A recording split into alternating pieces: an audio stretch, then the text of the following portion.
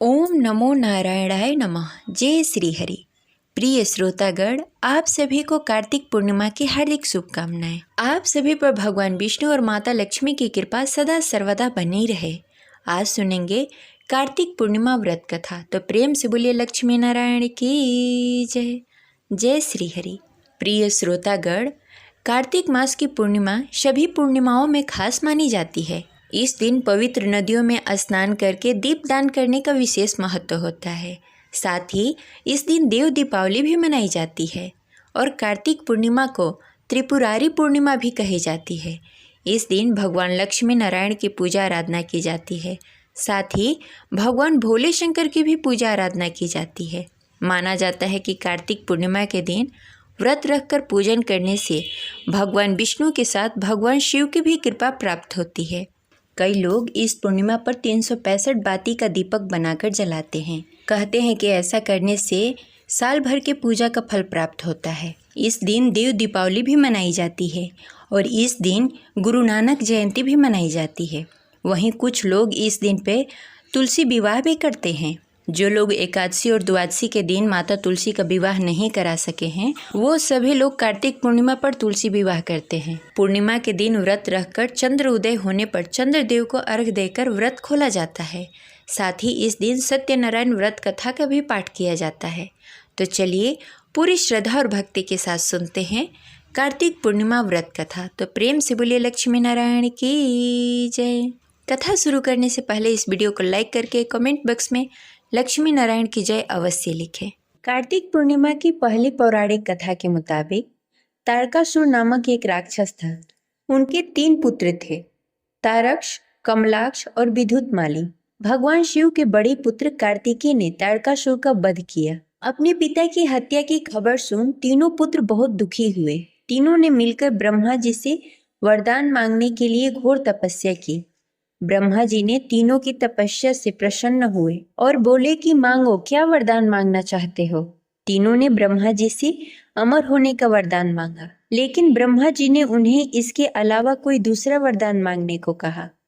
तीनों ने मिलकर फिर सोचा और इस बार ब्रह्मा जी से 3 अलग अलग नगरों का निर्माण करने के लिए कहा, जिसमें सभी बैठकर सारी पृथ्वी और आकाश में घूमा जा सके। 1000 साल बाद जब हम मिले और हम तीनों का नगर मिलकर एक हो जाए और जो देवता तीनों नगर को एक ही बाण में नष्ट करने की क्षमता रखता हो, वही हमारी मृत्यु का कारण हो।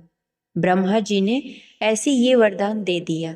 तीनों वरदान पाकर बहुत खुश हुए। ब्रह्मा जी के कहने पर मैदानों ने उनके लिए 3 नगरों का निर्माण किया। तारक्ष के लिए सोने का, कमलाक्ष के लिए चांदी का और विद्युतमाली के लिए लोहे का नगर बनाया। तीनों ने मिलकर तीनों लोकों पर अपना अधिकार जमा लिया। इंद्र देवता इन तीनों राक्षसों से भयभीत हुए और भगवान शंकर के शरणों में चले गए। इंद्र की बात सुनकर भगवान शिव ने इन दानवों का नाश करने के लिए एक दिव्य रथ का निर्माण किया। इस दिव्य रथ की हर एक चीज देवताओं से बनी हुई थी।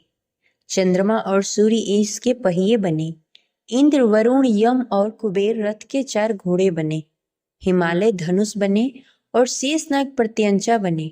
भगवान शिव खुद बाण बने और बाण की नोक पर अग्निदेव थे। इस दिव्य रथ पर सवार हुए खुद भगवान शिव। भगवानों से बने इस रथ और तीनों भाइयों के बीच भयंकर युद्ध हुआ। जैसे ही ये तीनों रथ एक सीध में आए, भगवान शिव ने बाण छोड़ तीनों का नाश कर दिया। इसी वध के बाद भगवान शिव को त्रिपुरारी भी कहा जाने लगा। यह वध कार्तिक मास की पूर्णिमा को हुआ था, इसलिए इस दिन को त्रिपुरी पूर्णिमा के नाम से भी जाना जाता है। त्रिपुरासुर को मारे जाने के बाद सभी देवता बहुत खुश हुए और इसी के खुशी में गंगा स्नान किया और दीप जलाकर देव दीपावली मनाई। ऐसे ही कार्तिक पूर्णिमा की पौराणिक दूसरी कथा के अनुसार द्रविड़ देश के राजा सत्यव्रत कृतमाला नदी में स्नान कर रहे थे। जब उन्होंने अंजलि में जल लिया तो उनके हाथ में एक छोटी सी मछली आ गई। राजा ने मछली को पुनः जल में छोड़ दिया। छोड़ते ही मछली ने कहा, राजा, नदी में बड़े बड़े जीव छोटी मछलियों को खा जाते हैं, मुझे भी कोई मारकर खा जाएगा, कृपा करके मेरी प्राणों की रक्षा करें। यह सुनकर राजा को बड़ा आश्चर्य हुआ। उन्होंने मछली को अपने कमंडल में डाल लिया, लेकिन एक रात में मछली का शरीर इतना बड़ा हो गया कि कमंडल छोटा पड़ने लगा। तब राजा ने मछली को निकाल के मटके में डाल दिया। वहां भी मछली एक रात में बड़ी हो गई। राजा ने मछली को निकालकर अपने सरोवर में डाल दिया। अब वह निश्चिंत थे कि सरोवर में वह सुविधापूर्ण तरीके से रहेगी। लेकिन एक ही रात में मछली के लिए सरोवर भी छोटा पड़ने लगा। यह देखकर राजा को घोर आश्चर्य हुआ। तब राजा समझ गए कि यह कोई साधारण मछली नहीं है। उन्होंने उस मछली के समक्ष हाथ जोड़कर कहा कि मैं जान गया हूँ कि निश्चय ही आप कोई महान आत्मा हैं। यदि यह बात सत्य है तो कृपा करके बताएं कि आप मत्स्य का रूप क्यों धारण किया है। तब राजा सत्यव्रत के समक्ष भगवान विष्णु ने प्रकट होकर कहा कि हे राजन, हयग्रीव नामक दैत्य ने वेदों को चुरा लिया है। जगत में चारों ओर अज्ञान और अधर्म का अंधकार फैल रहा है। मैं हयग्रीव को मारने के लिए हयग्रीव का रूप धारण करूंगा। आज से 7वें दिन भूमि जल प्रलय से समुद्र में डूब जाएगी।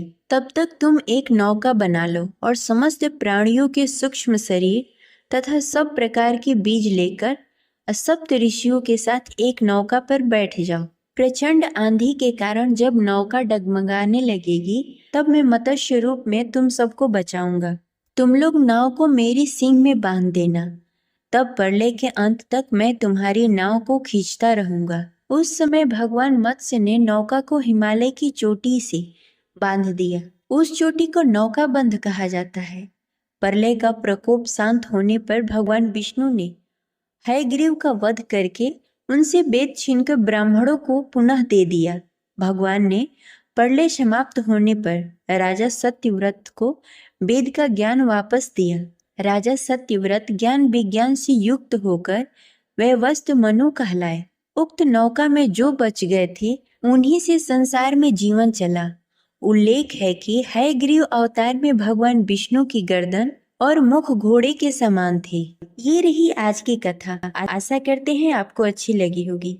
इस वीडियो को लाइक करें और ज़्यादा से ज़्यादा लोगों को शेयर करें। मिलते हैं अगले वीडियो में। तब तक के लिए हरे कृष्णा, जय शिव शंभू।